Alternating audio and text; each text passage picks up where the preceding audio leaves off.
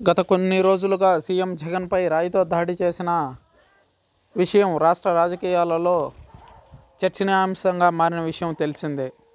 అయితే సీఎం జగన్పై రాయి దాడి కేసులో కొత్త ట్విస్ట్ నెలకొంది.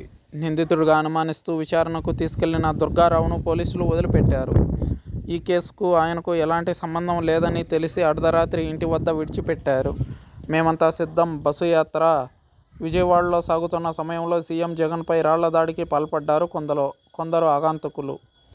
దీనిపై వెంటనే స్పందించిన ఉన్నతాధికారులు 20 ప్రత్యేక పోలీసు బృందాలుగా విడిపోయి దర్యాప్తు చేపట్టారు. Cell phone location, call data, ఘటనా స్థలంలో సేకరించిన 3 రాళ్లపై ఉన్న వేలిముద్రలు ఆధారంగా దర్యాప్తు చేపట్టారు. ఇందులో A1గా సతీష్ అనే యువకుడిని అదుపులోకి తీసుకుని విచారిస్తున్నారు. ప్రస్తుతం సతీష్ నెల్లూరు సెంట్రల్ జైల్లో జ్యుడిషియల్ కస్టడీలో ఉన్నారు. అయితే సతీష్ రిమాండ్ రిపోర్టులో A2 ప్రోద్బలంతోనే దాడి చేసినట్లు పోలీసులు పేర్కొన్నారు. దీంతో A2 ఎవరన్న కోణంలో విచారణ వేగవంతం చేశారు. అందులో భాగంగానే అనుమానితుడుగా ఉన్న దుర్గారావును విచారణకు తీసుకెళ్లారు. అయితే విచారణ తర్వాత అతనికి ఈ ఘటనకు ఎలాంటి సంబంధం లేదని భావించిన పోలీసులు శనివారం అర్ధరాత్రి ఆయనను తన ఇంటి వద్ద వదిలేసి తల్లిదండ్రుల దగ్గర సంతకాలు సేకరించి తిరిగి వెళ్ళిపోయారు. అయితే దుర్గారావు టీడీపీ కార్యకర్త అన్న విషయం మొదటి నుంచి తెలిసిందే. బోండా ఉమామహేశ్వరరావు అనుచరుల్లో ప్రధాన అనుచరుడిగా పేరుగాంచారు దుర్గారావు.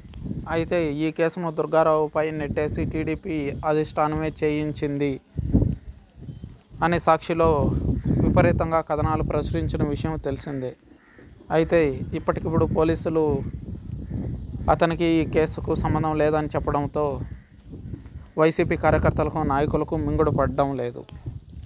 దీనిపై పోలీసులు స్పందిస్తూ కేవలం విచారణ నిమిత్తమే దుర్గారావును తీసుకెళ్లామని, ఎలాంటి సంబంధం లేదని తెలిపి వదిలిపెట్టారు. ఇదిలా ఉంటే A2 ఎవరా అన్న దానిపై ప్రస్తుతం ఉత్కంఠ కొనసాగుతుంది. ఈ నేపథ్యంలోనే విచారణ ముమ్మరం చేశామని, త్వరలోనే ఈ హత్యకు ఉసిగొల్పిన వారిని పట్టుకుంటామంటున్నారు పోలీసులు. వేచి చూడాలి. ఈ కేసు అయినా మరో కోడికత్తి కేసులాగా, మరో వివేకానందరెడ్డి కేసులాగా మారుతుందా లేదా అన్నది.